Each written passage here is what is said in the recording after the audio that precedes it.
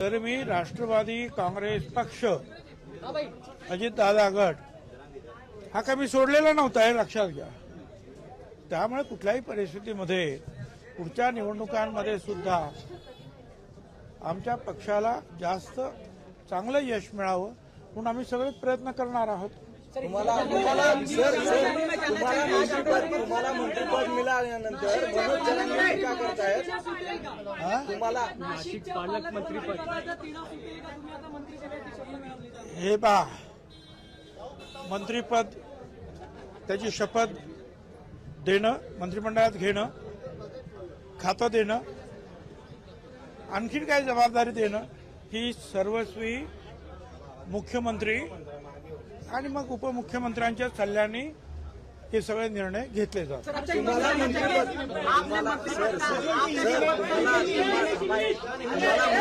मिळाल्यानंतर मनोज जरांगे तुमच्या मंत्रिपदाच्या शपथविधीवरती असं म्हणाले की दादांनी सर्वात मोठी चूक केली आहे की भुजबळ साहेबांना मंत्रिपद देऊन. असं आहे की ह्या जरांगेने एवढा मोठा चुका नवे खेळ केलेले आहेत की त्याने संपूर्ण मराठा समाजाचं महाराष्ट्रामध्ये प्रचंड नुकसान केलेलं आहे आणि गावागावामध्ये त्यामुळे खरं म्हणजे मराठा समाज हा सगळ्यात मोठा बांधव म्हणून आम्ही मानतच आलो आणि सगळ्या ठिकाणी त्यांचा ताप तसाच वावर आहे.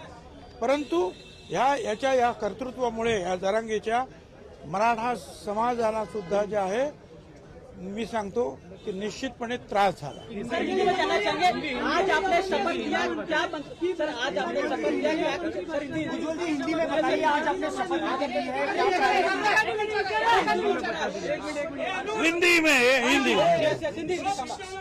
बताइए हिंदी में क्या हो गया बताइए. आपने आज शपथ ली है, क्या प्रायोरिटी रहेगी आपकी शपथ?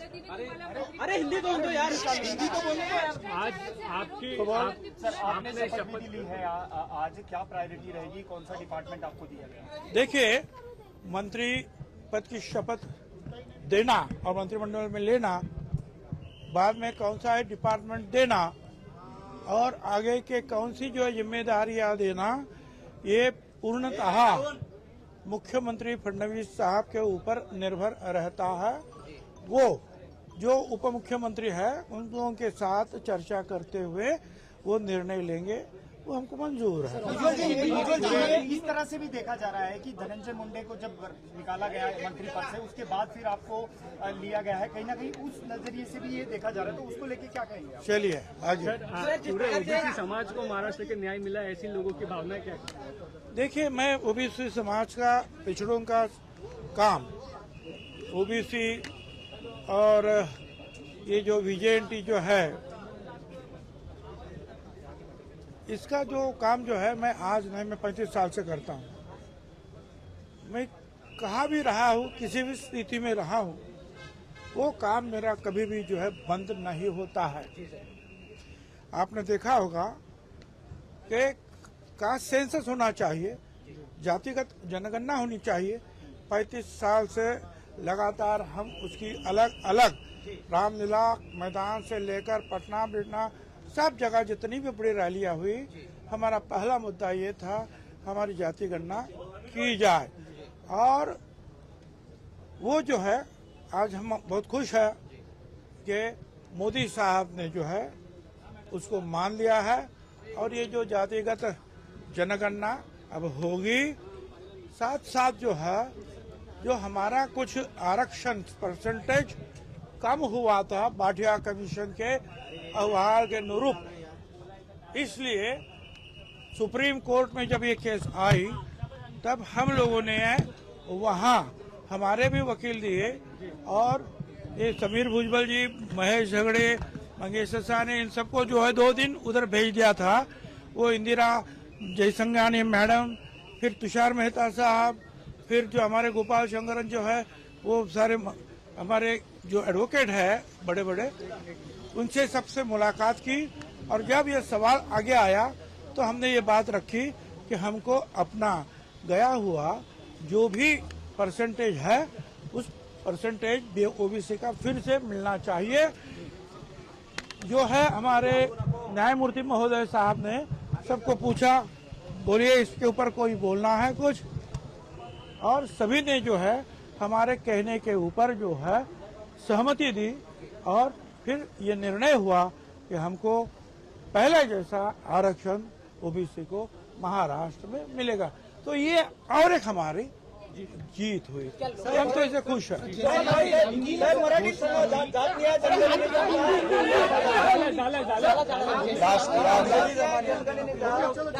बाकीच्या गोष्टीवर लास्ट प्रश्न अंजली दमानी तुमच्यावर टीका जात न्याय जनगणनेचा जात निहाय ऐकून घ्या, जात निहाय जनगणना ही याच्यासाठी आवश्यक होती। 35 वर्ष आम्ही मागतोय ते, कारण काही द्यायचं झालं ओबीसी आणि भटक्या विमुक्तांना तर लोक कोर्टात जायचे बाकीचे लोक, आणि मग कोर्ट विचारायचं की तुमचा किती आकडा आहे, तुम्ही किती लोक आहात, आणि तो डाटा काय आमच्याकडे नव्हता।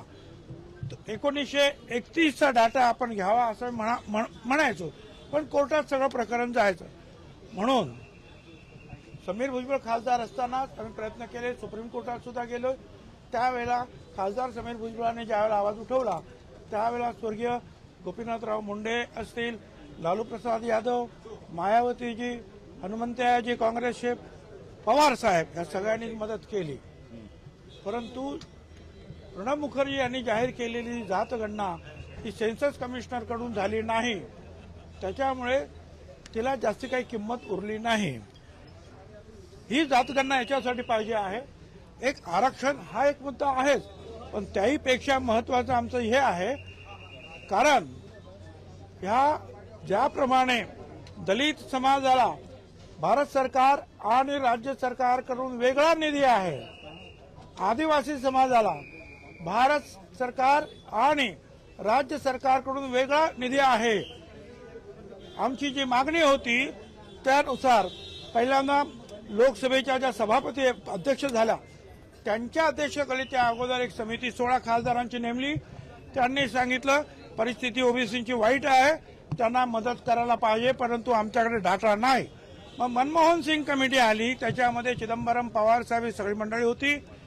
त्यांनी सुद्धा सांगितलं यांना मदत करायला पाहिजे, गावागावामध्ये देशामध्ये फार वाईट परिस्थिती यांची आहे, परंतु डाटा नाही, सेन्सस कमिशनरने तो द्यावा, परंतु तो दिला नव्हता।